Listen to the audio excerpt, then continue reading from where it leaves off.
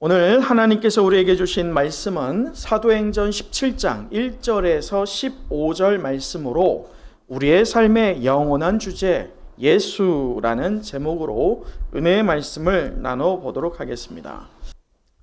19세기에 미국의 유명한 정치가 한 명이 있었습니다. 그의 이름은 찰스 애덤스라는 사람입니다. 그는 워낙 바빠서 늘상 일에 쫓겼었어요. 근데 그에게 한 가지 특징이 있었다면 그는 하루 일과를 꼭 글로 남겼습니다. 이게 뭐죠? 일기를 썼어요. 항상 일기를 썼던 유명한 사람인데요. 워낙 바쁘다 보니 자신의 아들과 시간 보내는 게 쉽지 않았던 것 같습니다. 그런데 어느 날 이 아들이 아버지에게 떼를 쓰는 거예요. 낚시 한번 가자고 말이죠. 낚시 좀 아빠 저랑 같이 가면 안 될까요? 라고 떼쓰는 그 아들의 요구에 아버지는 어떻게 했을까요? 미루다가 결국 낚시를 갔습니다. 낚시를 다녀와서 이 찰스 애덤스가 일기를 어김없이 쓰는데 그 일기에 무엇이라고 적혀 있었을까요? 이렇게 적혀 있었어요. 오늘 내 아들과 낚시를 갔다. 맨 마지막에 무엇으로 종교를 맺었을까요? 하루가 낭비됐다. 아버지는 일기에 아들과의 낚시에 대해서 하루가 낭비되었다 라고 종교를 지었어요. 근데 똑같은 상황을 또 아버지를 닮아서 그 아들 역시나 무엇을 쓰는 습관이 있었을까요? 일기를 썼어요. 그 아들의 그 아버지죠. 그 아들이 똑같이 아버지와 낚시를 하고 난 이후에 일과를 마무리하면서 일기를 썼는데 오늘 아버지와 낚시를 갔다. 여러 가지가 있지만 마지막에 뭐라고 적혀 있었을까요?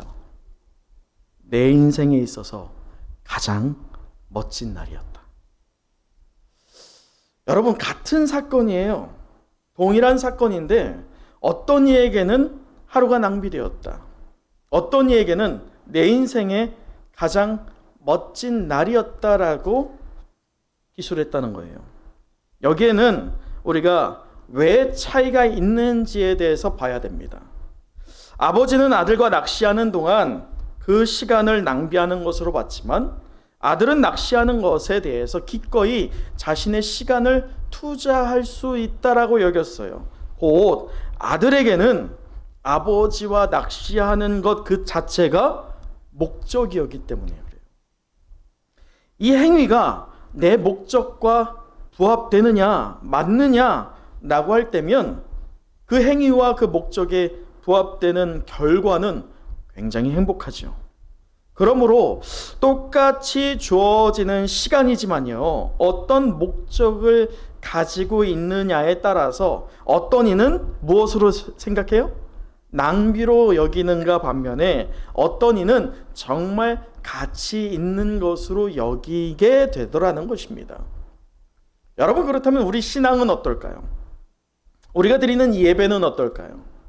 코로나 시기에 예배를 드리고 있는 이 시간, 온라인을 통해서라든지 현장에 나와서 우리가 예배를 드리고 있을 때 어떤 이에게는 시간을, 인생을 낭비하는 것 같은 시간일 수 있습니다. 그러나 반면에 다른 이에게는 어떤 시간? 내 인생의 가장 멋진 시간, 행복한 시간, 가치 있는 시간으로 여기는 것이 오늘 우리가 드리는 이 예배가 되어야 할 줄 믿습니다.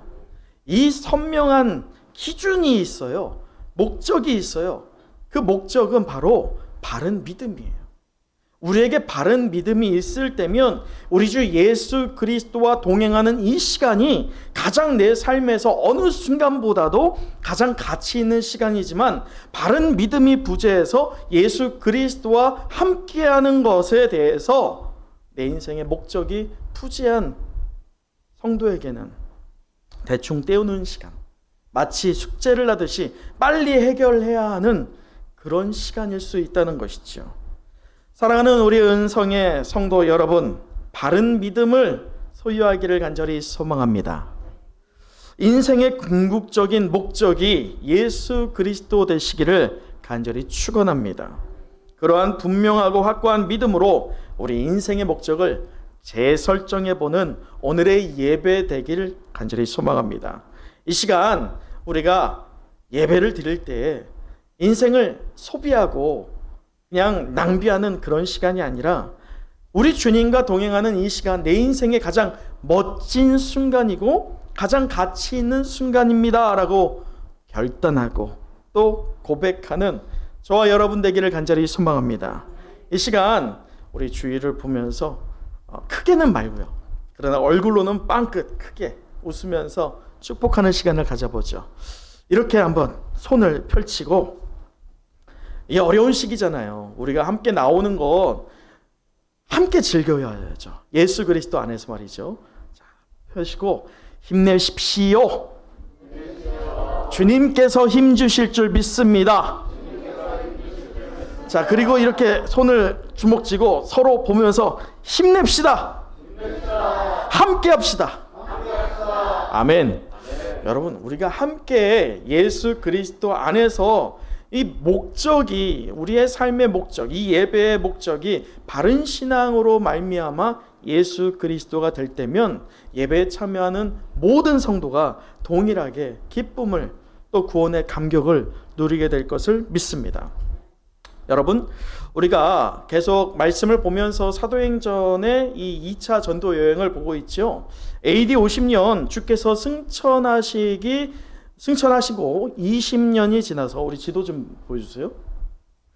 승천하시고 나서 우리가 이전에 여정을 이렇게 보았지만 마게도냐로 건너가서 사도 바울이 어느 지역에서 첫 교회를 세웠습니까?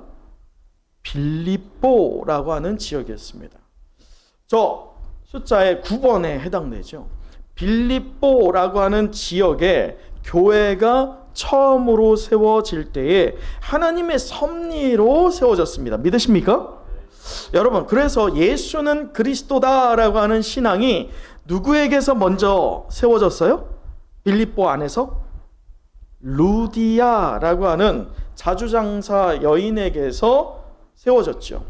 그래서 그의 가족까지도 무엇을 받습니까? 세례를 받습니다. 예수는 그리스도다라는 믿음을 소유하게 되었죠. 자, 그리고 나서 또 귀신 들렸던 그 여종도 귀신이 떠나가고 나서 예수를 영접하며, 더 나아가서 감옥에 갇히는 사건으로 말미암아 또 누가 변화가 됩니까? 간수가, 이름 모를 그 간수가 내가 어떻게 하면 구원을 받을 수 있습니까? 라고 하는 질문에 대해서 사도 바울이 무엇이라고 말합니까? 주 예수를 믿으라. 그리하면 너와 내 집이 무엇을 받는다? 구원을 받는다 라고 말하였다는 것이죠. 여러분, 우리도 동일하게 이 말씀의 고백을 믿음으로 붙잡아야 됩니다. 그럴 때요, 전제 조건 하나예요. 예수를 어떻게 믿어야 됩니까? 설렁설렁 믿으면 됩니까? 아니에요. 사활을 거는 거예요. 제대로 믿는 겁니다. 그래서 주 예수를 믿을 때에 나를 통해서 내 가족이 구원을 받게 될 줄 믿습니다. 하나님께서 그렇게 일하신다는 것이죠.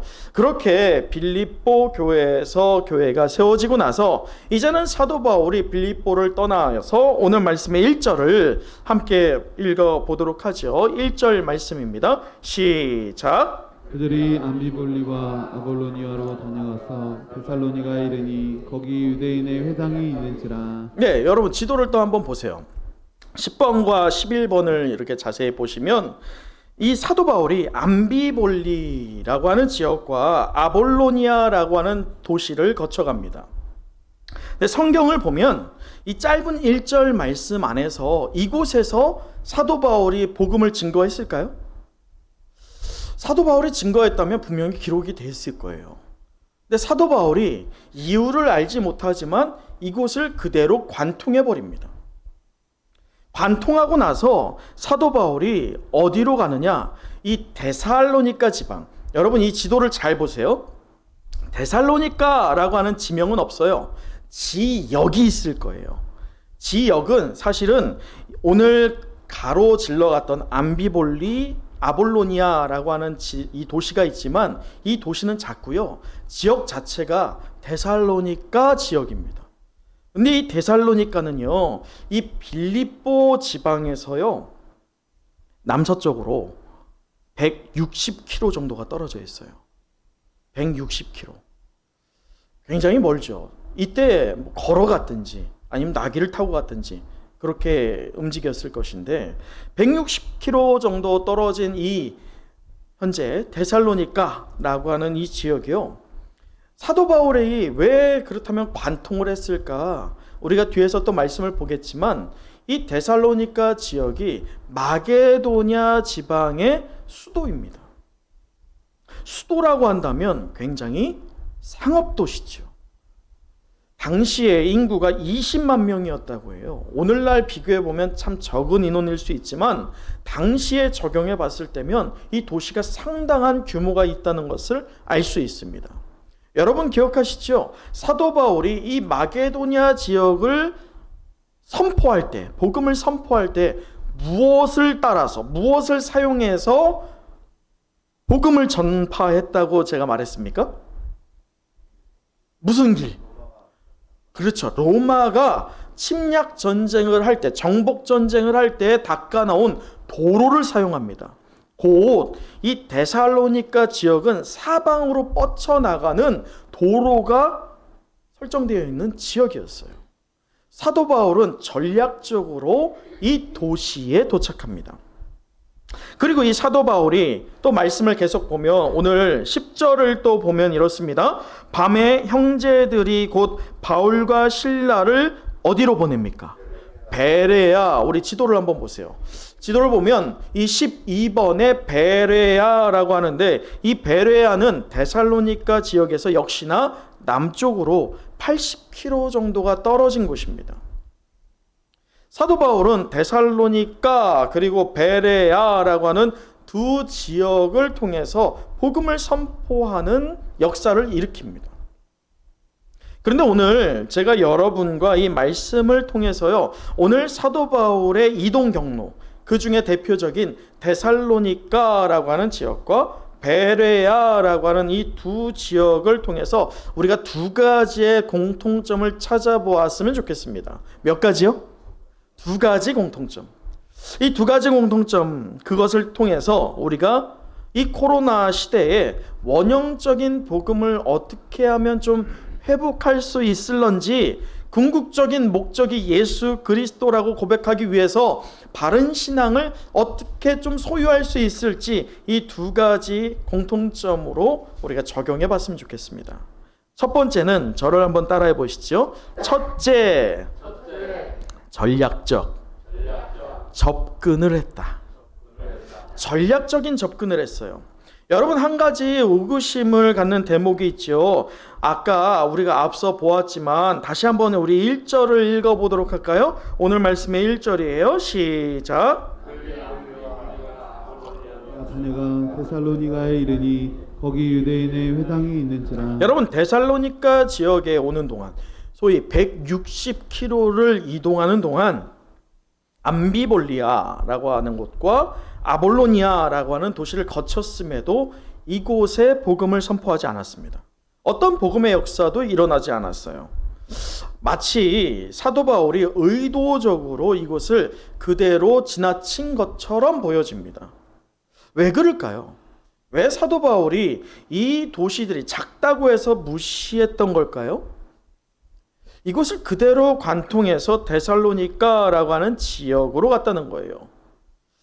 여러분, 이 전략적 접근을 해야 된다고 했던 거 기억하시죠? 첫 번째가 말이죠.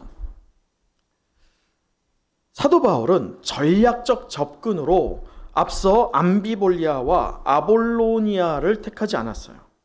전략적 접근으로 어떤 지역을 택했어요? 데살로니가 지역을 택했어요. 그 근거, 그가 그럴 수밖에 없었던 요인이 뭐냐?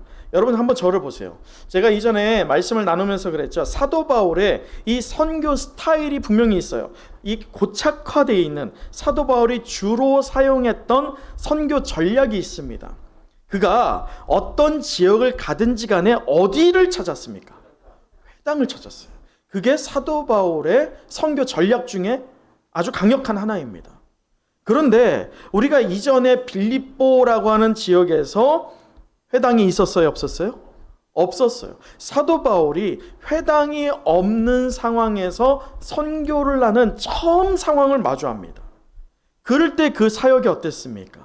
처음에 굉장히 실패였죠. 며칠 동안 아무런 열매도 없었습니다. 물론 그 기도의 처소 강가로 갔을 때 하나님의 섭리로 여인들을 만나게 하시고 그 여인들 가운데 루디아를 만나게 하심으로 교회의 초석이 되게 하셨지만 결코 쉽지 않았던 사도 바울의 사역이었음을 우리는 기억합니다. 그렇기에 사도 바울은 아마도 앞선 두 도시 암비볼리아와 아볼로니아를 지나친 이유가 무엇 때문이다? 그곳에 무엇이 없다? 회당이 없었을 거예요. 그래서 데살로니가라고 하는 지역에 그렇다면 왜 회당이 있었을까? 이 디아스포라 유대인들이 사방에 흩어져 있지요. 그럴 때에 앞서 데살로니가가 어떤 지역이라고 했습니까? 굉장히 큰 상업 도시지요. 그럴 때 유입되는 인원 또는 유입되는 인구가 굉장히 많습니다. 그렇게 자연스럽게 디아스포라 유대인들이 이 데살로니가 지역에서도 정착했어요. 이전에 제가 말씀을 드린 것처럼 회당이 지어지기 위해선 하나의 요소가 필요합니다. 그 요소가 뭐냐면 성인 남성 10명이 모여 있어야 돼요. 빌립보에는 이 성인 남성 유대인 10명이 없었기 때문에 회당이 없었던 것이고 이 데살로니가의 1절에 우리가 읽어본 것처럼 회당이 있지요. 유대인들이 있다는 것을 말합니다. 자, 그렇다면 우리 또 10절을 보도록 할까요? 이 베레아에서는 어땠을까? 우리 또 10절 이제 여러분들 함께 읽어보도록 하죠. 시작. 내 형제들이 곧 바울과 실라를 베레아로 보내니 그들이 이르러 유대인의 회당에 들어가니라. 자, 지금 또 전략적 접근을 사용할 때 사도 바울이 베레아라고 하는 지역에서도 무엇을 사용합니까? 회당을 어김없이 사용하고 있어요. 여러분 1절에서 우리가 분명히 본 것처럼 회당을 사용하고 있고 10절에서도 회당을 사용하고 있습니다. 사도 바울이 왜 굳이 회당을 거점으로 사용하고 있을까요? 여러분 이전에 이 사도 바울이 아시아 지역을 전도하려 했지만 하나님께서 막고 성령께서 막고 또 예수의 영이 막고 계속 그렇게 막고 하다가 어디로 갔어요? 지금 마게도냐로 왔잖아요. 사도 바울이 계획을 짤 때 굉장히 치밀하고 세밀하게 짰을 거란 말이에요. 근데 하나님이 막고 해서 지금 자신이 의도하지 않았던 전혀 뜻하지 않았던 지역인 마게도냐로 왔는데 이 마게도냐에서도 지금 회당이라는 것을 찾아서 그가 전략적인 접근을 하려고 하고 있어요. 뭔가 또 계획하고 있어요. 이것을 보면 그가 하나님의 섭리를 의심했던 것일까요? 하나님의 섭리를 완전히 믿지 못해서 계획했던 것일까요? 우리는 여기에서 하나를 적용해 볼 만한 것은 하나님의 섭리는 분명히 우리를 통해 이루어질 줄 믿습니다. 그런데 이래요. 하나님의 섭리는 분명히 이루어질 것인데 그렇다면 하나님께서 이 일을 어떻게 이루실까요? 자, 저를 따라하세요. 선서하라는 게 아니라 손을 이렇게 드시고 나를 통해서.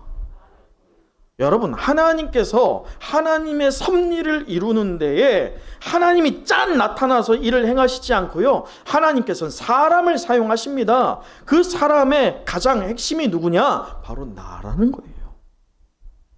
사도 바울이 지금 회당이라는 전략적 접근을 또 계획하고 있는 것은요, 그가 하나님의 섭리를 못 믿어서가 아니라 하나님의 섭리를 내가 어떻게 이룰 수 있을까라는 열심으로 우리가 바라볼 수 있다는 것입니다.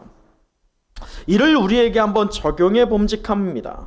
우리 은성교회 역시나 하나님의 섭리로 서초동 땅에 세워졌고 이곳 사당동으로 6년 전에 옮겨왔을 줄 믿습니다. 그냥 우연으로 세워진 것이 아니고 우연으로 우리가 만난 게 아니라는 것이죠. 여러분 그것을 믿으십니까? 그렇다면 우리가 이곳에서 어떤 전략적 접근을 여러분 사용하고 계십니까? 여러분 6년 됐어요. 이곳에 온 지 말이죠. 6년 동안 과연 여러분이 어떤 접근을 했길래 어떤 열매가 지금 맺어지고 있습니까? 열매가 없다는 것은 전략적 접근이 부재했다는 것이에요. 또 더 넓은 그림을 그려볼까요? 코로나 상황 가운데 저 세상은요, 가시 돋아서 이 성도와 교회를 찔러댑니다. 여러분 지금 당장 매체를 틀어보세요. 어저께 뉴스를 보면 지금 확진자 몇 명 됐어요? 3,400명이에요. 최악. 전문가들은 4,000명 넘어갈 거라고 합니다. 이렇게 매체만 봐도, 또 주위의 환경만 봐도, 저 세상이 봐도 가시도 쳐서 우리가 믿음을 드러내기가 쉽지 않아요. 여러분 이럴 때 우리가 복음을 선포하는 게 쉽겠냐고요? 결코 쉽지 않아요. 그렇다면 이런 세상과 이런 분위기 속에서 우리는 어떤 전략적 접근을 세상으로 향해야 될까요? 만약에 이것에 대한 해답을 우리가 갖지 못한다면 교회는 교회로서의 목적을 상실할 것이고 성도는 성도로서의 정체성을 상실하고 말 것입니다. 여러분 사도 바울을 한번 보세요. 오늘 이 데살로니가에서 회당을 거점 삼아서 이 전략적 접근을 하면서 2절을 보면 이렇습니다. 바울이 자기의 관례대로라고 하죠. 무엇대로? 관례대로. 개역 한글에서 보면 규례대로라고 하는데 이 규례, 이 관례가 누구의 관례, 누구의 규례예요? 사도 바울의 규례대로. 사도 바울의 관례대로 이 말이에요. 이 관례, 규례 이것이 무슨 뜻이냐면 습관이에요. 익숙한 일. 그러면 이 1절과 2절을 종합해 보면 사도 바울이 왜 회당을 택했을까요? 그의 습관이었어요. 그는 이방인 전도자였지만 자신의 혈육되는 유대인들을 향하여서 유대인들에게 먼저 복음 선포하는 것, 그것이 시작이었죠. 더 나아가서 이 회당이라는 것을 통해서 마치 민들레 호씨가 뻗쳐나가는 것처럼 흩날려서 사방으로 날려가서 씨앗을 맺는 것처럼 회당이라는 것을 사도 바울이 습관처럼 사용했다는 것입니다. 여러분 베레아에서도 비등한 모습을 보여요. 11절 베레아에 있는 사람들은 데살로니가에 있는 사람들보다 더 어떻습니까? 이 너그럽다는 게 도덕적으로 너그럽다는 게 아니에요. 이 너그럽다는 게 마음의 문이 열려 있다는 거예요. 여러분 금요 성령 집회 때 처음 우리가 통성 기도할 때 제가 기도하는 시작 기도가 무엇입니까? 마음을 여는 기도예요. 마음이 왜 열려야 되느냐? 마음이 닫혀 있을 때 아무리 은혜 있는 말씀과 권능이 있다 할지라도 역사가 비껴갑니다. 그러나 마음이 열려 있을 때면 아무리 작은 은혜다 할지라도 우리의 깊숙이 그 은혜가 심겨지게 될 줄 믿습니다. 오늘 이 베레아에서도 날마다 사도 바울이 그의 복음을 선포하는데 문제는 그 결과적으로 오늘 말씀 11절 보세요. 날마다 성경을 상고함으로 라고 되어 있죠. 여기서 이 상고하다 이게 맞는지 그른지 점검하는 거예요. 확인하는 거예요. 묵상해 보는 거예요. 계속 들춰보는 거예요. 다시 말해서 여기 이 종이 있어요. 이 종이 이렇게만 보면 정상으로 보이죠. 소리를 들어도 정상처럼 보입니다. 근데 여러분은 모르지만 저는 알고 있어요. 이 종에 하나의 문제가 있습니다. 그게 뭘까요? 여러분 죽었다 깨나도 몰라요. 현재 상태에선 말이죠. 왜요? 이걸 어떻게 봤기 때문에? 그냥 이렇게 봤기 때문이에요. 이게 잘못됐는지, 이게 문제가 있는지 보기 위해서는 어떻게 해야 되죠? 사방을 봐야죠. 이 종의 문제는 하나의 너클이 없습니다. 그래서 움직여요. 이 종의 문제처럼요. 성경을 우리가 볼 때도요. 오늘 이 베레아 사람들이 마음이 열리고 사도 바울이 회당을 통해서 증거하는 말씀을 들으니 상고하는데 이 말씀이 정말 옳은가 그른가 그들이 보는데 그 보는 거에서 비관적으로 비판적인 건 좋은 거죠. 비관적으로 비난의 여론으로 보는 게 아니라 말씀을 어떻게 하면 내가 은혜로 누릴까 이 마음으로 보게 됐다는 거예요. 사도 바울이 전략적 접근을 했기 때문이죠. 여러분 보이십니까? 사도 바울은 이 복음의 영역을 넓혀감에 있어서 회당을 습관처럼 익숙하게 사용하면서 전략적으로 접근하였습니다. 그래서 이 회당을 통해서 복음이 마치 민들레 홀씨들이 퍼져나가는 것처럼 퍼져나갈 수 있었던 것이죠. 실제로요, 데살로니가 전서 1장 7절에서 8절을 보면 사도 바울이 오늘 2차 전도 여행지에서 했던 것을 고백하는데 그 고백을 보았을 때 우리가 앞서 두 도시를 지나쳤죠. 1절을 보면 어떤 도시죠? 암비볼리와 아볼로니아죠. 이곳까지 말씀이 어떻게 됩니까? 지나가요. 흘러가요. 사도 바울이 거점을 삼아서 그 거점을 통해서 변화를 시켰더니 이 거점 전략적 접근을 했던 그곳이 폭발적인 부흥을 하면서 사도 바울이 가서 전하지 않더라도 이제 누가 가서 전하는 겁니까? 데살로니가 성도들이 이제는 자발적으로 가서 전하다 보니까 전하지 않고 그대로 관통하였던 암비볼리아와 또 아볼로니아에도 복음이 들어가게 되었다는 것입니다.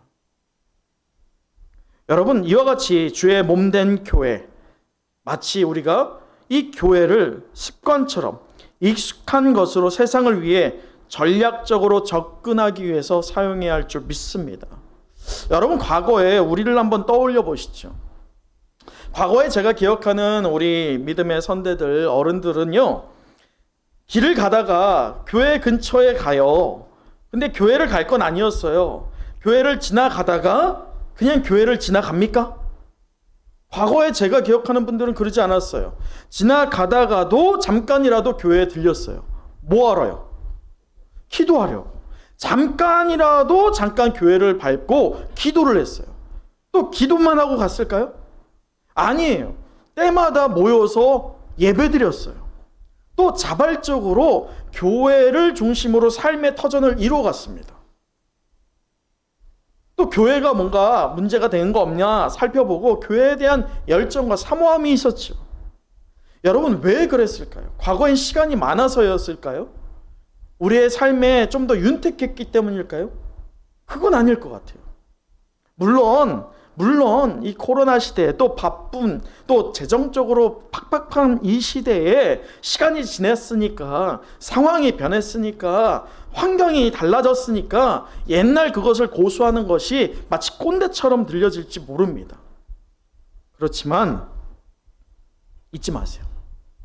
교회 역사를 보면 교회가 어느 정도 안정되었다 생각할 때에 언제나 다른 가르침들이 횡행했어요. 진리가 아닌 가르침들 말이죠.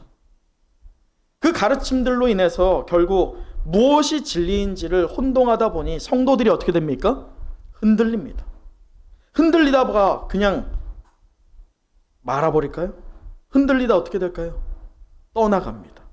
과거에 우리의 교회 역사들이 그래왔어요. 그러자 교회는 힘을 잃어갔죠. 성도는 정체성을 상실해 갔습니다. 상황이 변하고 환경이 변하고 시대가 변했다 할지라도요, 주의 말씀은 영원할 줄 믿습니다. 그것을 믿는 예수의 제자된 성도들의 삶의 중심이 교회가 되어야 한다는 거예요.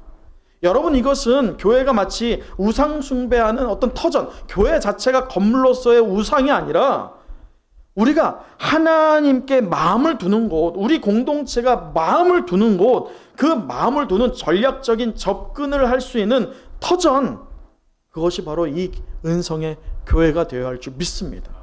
그것을 우리가 회복하지 않는다면 이 시대에 우리는 결코 승리할 수가 없다는 것이죠.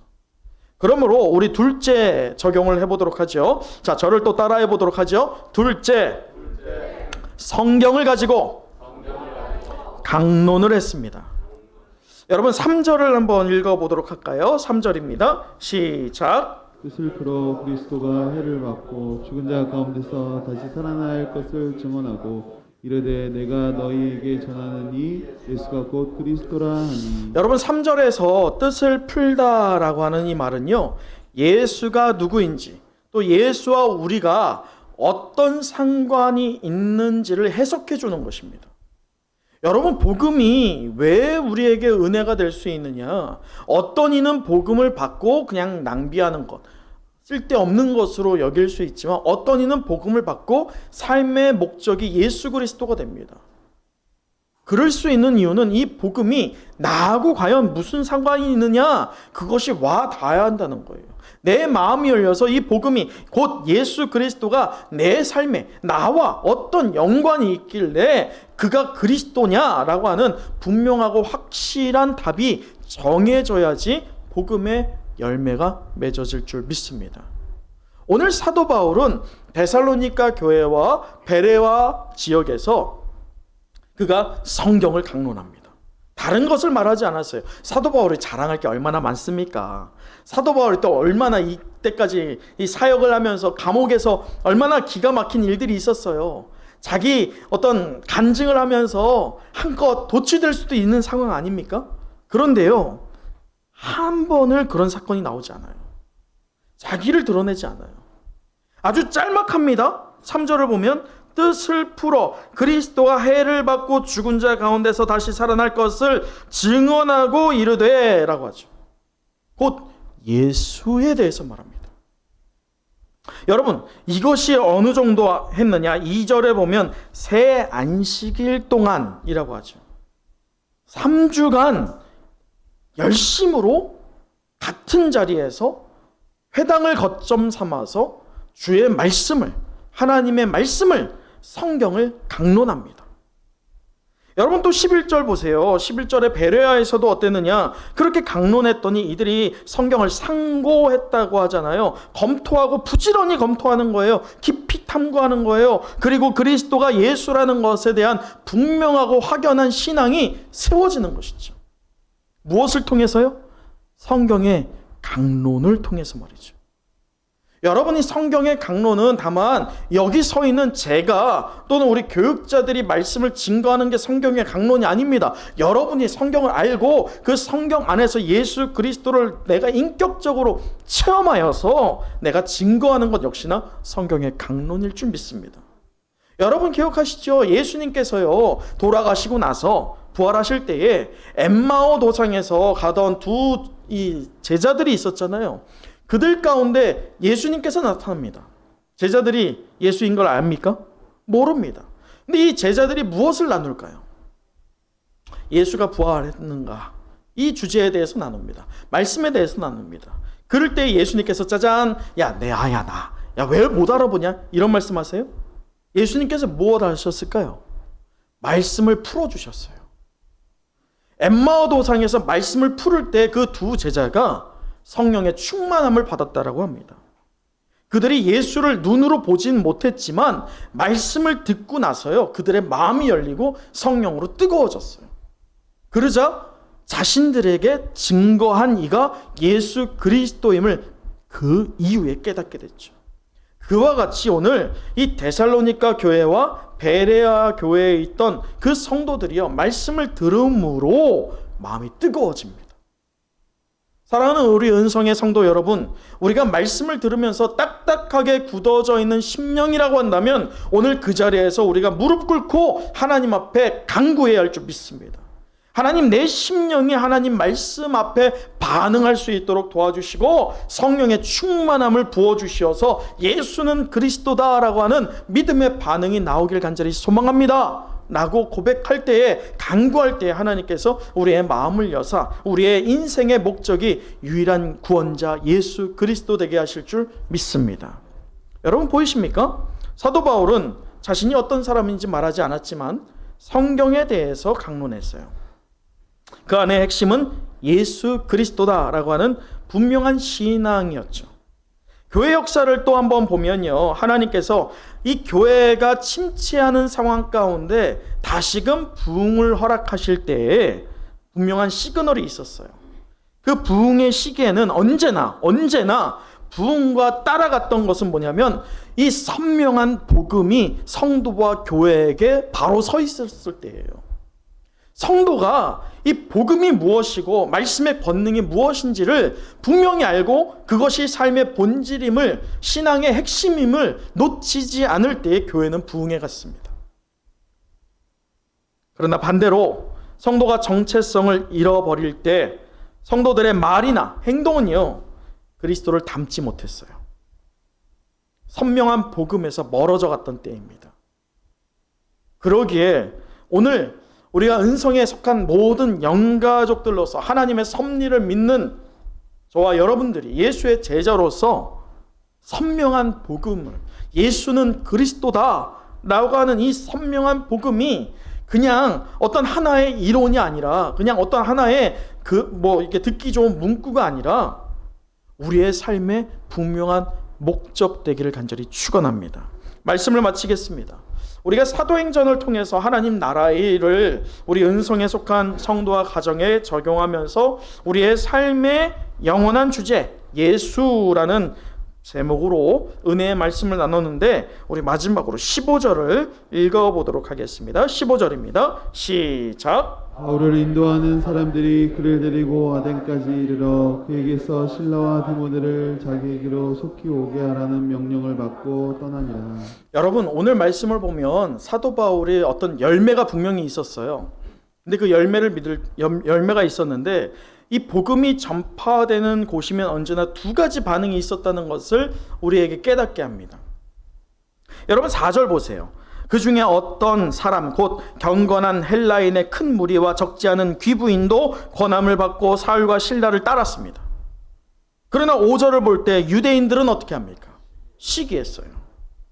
또 12절을 보세요. 그 중에 믿는 사람이 많고 또 헬라의 귀부인과 남자가 적지 아니하였으나 13절 데살로니가에 있는 유대인들은 하나님의 말씀을 베레아에서도 전한 줄을 알고 거기서도 무리를 움직여서 무엇을 일으킵니까? 소동을 일으킵니다. 여러분, 항상 복음이 들려지는 곳에, 복음이 날 서 있는 장소 때마다, 그 상황마다요, 두 가지가 나타났어요. 한쪽은 아멘 그렇습니다, 그것을 믿습니다 라는 부류였지만, 한쪽은 소동을 일으키고 한쪽은 시기하고 한쪽은 성도와 교회를 공격하는 무리였어요. 복음을 받아들이지 않고 거절하는 무리였죠. 여러분은 어느 편에 서시겠습니까? 인생의 궁극적인 목적이 예수 그리스도 되는 우리 은성의 모든 영가족 되길 간절히 축원합니다.